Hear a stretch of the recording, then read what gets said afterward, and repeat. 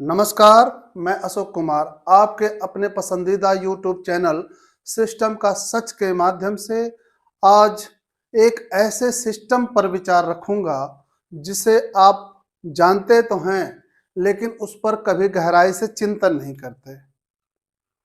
आज का विषय है आधुनिक युवा नेता। नेता का मतलब यह होता है कि अपने समाज का नेतृत्व करना। समाज में किसी के साथ अत्याचार हो रहा है, किसी के साथ गलत व्यवहार हो रहा है तो उसका विरोध करना। लेकिन आजकल के नेता सिर्फ मुर्दों के साथ, माफ कीजिएगा ये भाषा मैं गलत बोल रहा होऊंगा लेकिन मुझे कहने में गुरेज नहीं है, आजकल के नेता मुर्दों के साथ सेल्फी लेने में यकीन करते हैं। वो बुरी बात नहीं है, किसी के दुख में जाना और उनके परिजन को शमशान भूमि तक ले जाना और अंतिम संस्कार करना अच्छा कार्य है। आप पुण्य का कार्य कर रहे हैं, इसमें कोई दो राय नहीं है। लेकिन उसके अलावा आपके क्षेत्र में जो साधन सहकारी समिति है वो भी मर चुकी है, उसकी शव यात्रा कब करोगे?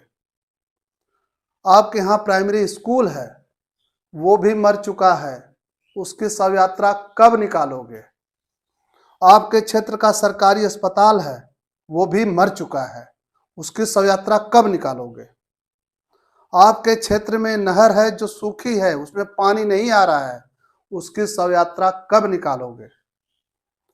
आपके गांव का प्रधान गांव को लूट रहा है, उसके खिलाफ आवाज कब उठाओगे? आपके गांव में इतने रुपए आ रहे हैं, सारा रुपया खर्च हो जाता है, उसे लूटने वाले ब्लॉक के अधिकारी और गांव के प्रधान और जिम्मेदार लोग जो जनप्रतिनिधि बने हुए हैं वो लोग लूट खा रहे हैं, उनके खिलाफ आवाज कब उठाओगे? अगर उनके खिलाफ आवाज नहीं उठा रहे हो तो इसका मतलब है कि आप भी अपने लिए मौका तलाश रहे हो कि आपको जैसे ही मौका मिलेगा आप भी लूटना शुरू करोगे। क्या आपके ग्राम सभा में खुली बैठक होती है? क्यों नहीं होती है? क्योंकि अगर खुली बैठक होगी उसमें ग्राम प्रधान गांव के हिसाब का ब्यौरा देगा तो आप उसकी चोरी पकड़ लेंगे, इसलिए वो गांव में खुली बैठक नहीं करवाता है। लेकिन उसकी खुली बैठक के खिलाफ कोई भी भावी प्रत्याशी जो प्रधानी का चुनाव लड़ने वाला है उसके खिलाफ कभी आवाज उठाता है? नहीं उठाता है, क्योंकि वो भी अपने मौके की तलाश में है कि जिस दिन उसको मौका मिला वो भी गांव को लूटना शुरू कर देगा। बाकी तो आप लोगों के इमोशनल ब्लैकमेलिंग करके आपके परिजनों के अंतिम यात्रा में शामिल होकर ये नेता आपकी सेवा कर ही रहे हैं। ऐसे ही हमारे एक नेता से मुलाकात हुई, उनका कहना है कि हमने ये प्रचलन शुरू किया था। आइए हम उनसे आज मुलाकात करते हैं। आज हमारे साथ है निहाल सिंह यादव से, वो नेताजी मिले और उन्होंने अपना अनुभव साझा किया। इनका नाम मैं बता दे रहा हूँ, चौरी गांव के ग्राम प्रधान ये राजेश यादव जी यही राजेश यादव जी हैं। तो उस समय इनकी सोच थी कि सारे लोगों का जो है इनको समस्या दिखाई दी कि नहीं जो है बीमार अमार या कोई भी गरीब आदमी है दवा दारू में अगर टूट जाता है तो ऐसी स्थिति में जो है उसको कैसे मैनेज किया जाए कि वो भी जो है अपना संस्कार अच्छे ढंग से कर ले। तो उसमें इन्होंने सहयोग करना शुरू किया और वह सहयोग आज परंपरा का रूप ले लिया। देखिए यही है राजेश यादव जी। और राजेश यादव से मैं बात करूंगा। नमस्कार राजेश भैया। वर्तमान में आप प्रधान हैं? जी नहीं, इसमें वर्तमान में नहीं है। इसमें कौन प्रधान है? इस समय हमारे यहाँ जो छन्नू प्रधान है राघपुर कुशवाहा। अच्छा अच्छा जी। तो सर आप उस समय जो है जिस समय आपने प्रधानी शुरू की थी तो गरीब अमीर या जो गरीब परिवार के थे तो आपके समझ में आता था कि आप भी गरीब परिवार के ही थे उस समय? तो जनता ने आपको बड़े स्नेह प्यार से जो है अच्छे मत देकर आपको प्रधान बनाई।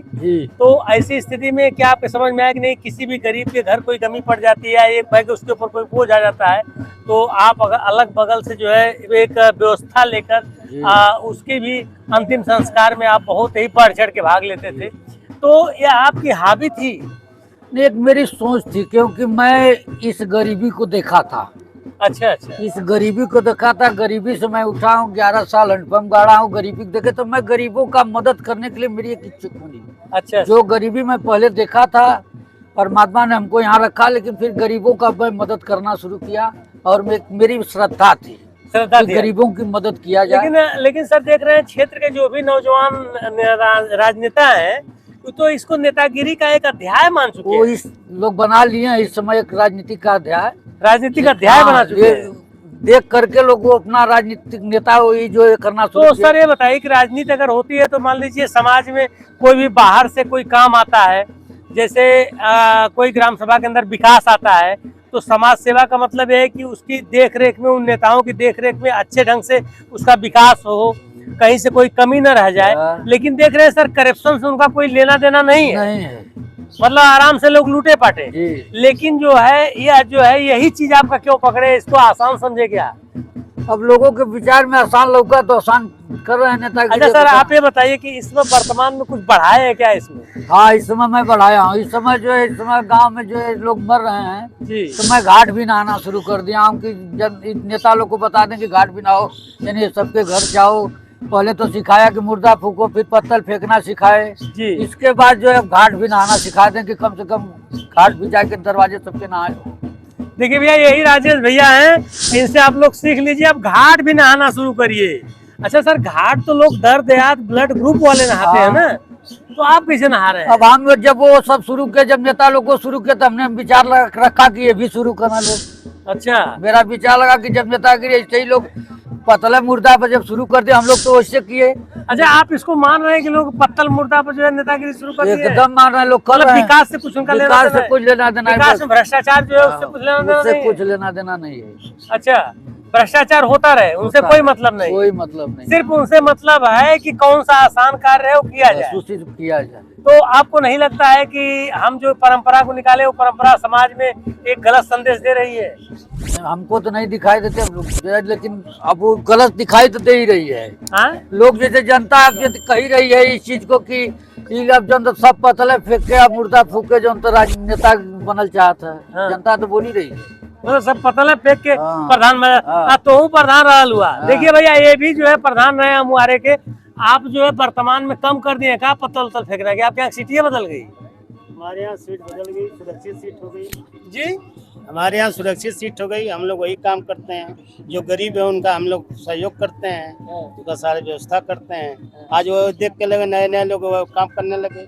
देखिए भैया ऐसा है, राजेश भैया से हमारी मुलाकात हो गई, बड़े ही मजबूत और स्तंभधारी नेता हैं ये जो है। लगातार सर आप 15 साल रहे कि 10 साल तक रहे? ये 10 साल तक लगातार ग्राम प्रधान रहे और ग्राम प्रधान में ग्राम सभा के अंदर तमाम योजनाओं को लाए।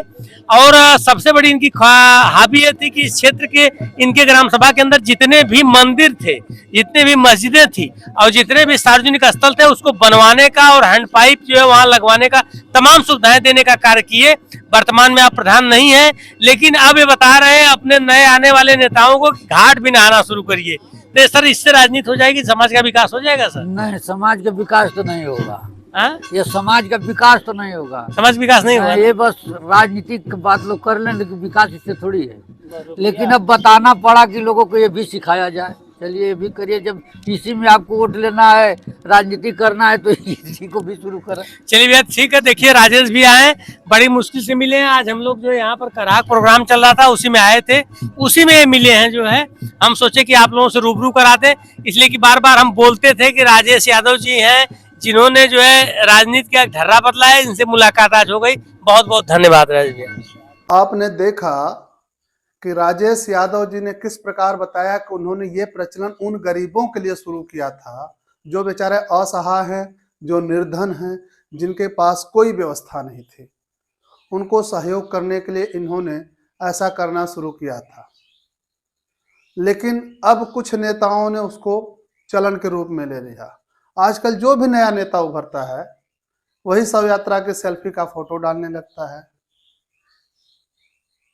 जबकि वो कभी भी आपके गांव की समस्याओं के ऊपर नहीं लड़ता है। आपके गांव में आंगनबाड़ी है, वहां से बच्चों को राशन मिलता है कि नहीं मिलता है, और अगर नहीं मिल रहा है तो सिर्फ वही चोर नहीं, आंगनबाड़ी यहां से लेकर ब्लॉक पर सीडीपीओ तक सभी लोग चोर हैं।